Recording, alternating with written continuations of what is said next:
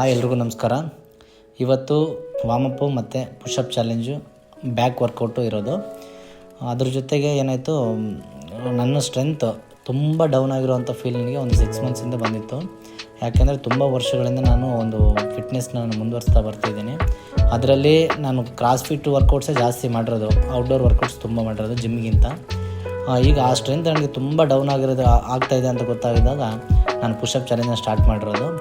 ಆ ಚಾಲೆಂಜಲ್ಲಿ ನಾನು ಇನ್ನೂ ಸ್ಟ್ರೆಂತ್ ಯಾವ ಥರ ಬಿಲ್ಡ್ ಆಗಿದೆಯೋ ಇಲ್ಲೋ ಅಂತ ಟೆಸ್ಟ್ ಮಾಡ್ಕೊಳ್ಳೋದಕ್ಕೆ ಇವತ್ತು ನಾನೊಂದು ಸ್ಟ್ರೆಂತ್ನಿಂಗ್ ವರ್ಕೌಟ್ಸ್ ಎಲ್ಲ ಮಾಡಿದ್ದೀನಿ. ಅದ್ರ ಜೊತೆಗೆ ವಿತೌಟ್ ಎಕ್ವಿಪ್ಮೆಂಟ್ಸು ಬ್ಯಾಕ್ ವರ್ಕೌಟು ಮಾಡ್ತೀನಿ. ಆಮೇಲೆ back workouts simple variations but effective workouts actually ಇವು.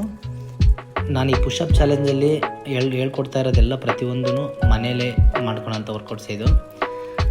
ಹೀಗೆ ಈ ಸ್ಟ್ರೆಂಥನಿಂಗ್ ವರ್ಕೌಟ್ಸಲ್ಲಿ ಏನು ಡೌಟ್ ಇದ್ರೂ ಕೂಡ ನನಗೆ ಡೈರೆಕ್ಟ್ DM ಮಾಡಿ ನಾನು ನಿಮಗೆ ಹೇಳ್ಕೊಡ್ತೇನೆ.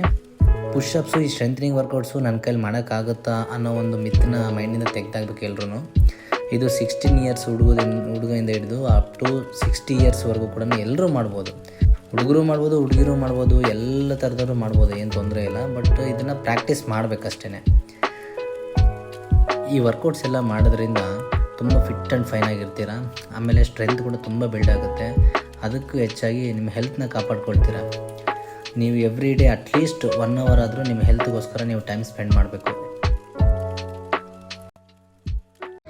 ಇದು ಬ್ಯಾಕ್ ಪುಷಪ್ಸು, ಅಂದರೆ ಬ್ಯಾಕಿಗೆ ವರ್ಕೌಟ್ ಆಗೋದು ಪುಷಪ್ಸು. ಪೊಸಿಷನ್ ನೋಡ್ಕೊಳ್ಳಿ ಒಂದ್ಸರಿ.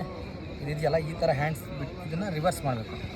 ಇದು ಪೊಸಿಷನ್ ಎಷ್ಟಾದರೆ ಅಷ್ಟು ನೀವು ವೈಟ್ ತೊಗೋಬೇಕು, ನಿಮ್ಗೆ ಕಂಫರ್ಟಬಲು. ಸೇಮ್ ಅದೇ ಥರನೇ ಚೆಸ್ಟು ಸ್ವಲ್ಪ ಮುಂದೆ ಬರಬೇಕು. ಇದು ಬ್ಯಾಕಿಗೆ ಎಫೆಕ್ಟಿವ್ ವರ್ಕೌಟ್ ಇದು.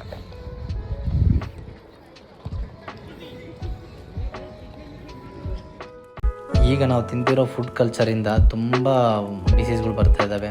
BP ಆಗಿರ್ಬೋದು, ಶುಗರು, ಹಾರ್ಟ್ ಅಟ್ಯಾಕು, ಏಜಿಗೆ ಸಂಬಂಧ ಇಲ್ದಂಗೆ ರೋಗಗಳು ಬರ್ತಾ ಇದ್ದಾವೆ. ಹಾಗಾಗಿ ಅಟ್ಲೀಸ್ಟ್ 1 ಅವರ್ ಆದರೂ ನಾವು ನಾವು ವರ್ಕೌಟ್ಗೋಸ್ಕರ ಟೈಮ್ ಸ್ಪೆಂಡ್ ಮಾಡಬೇಕು. Be healthy. Thank you so much. Bye bye.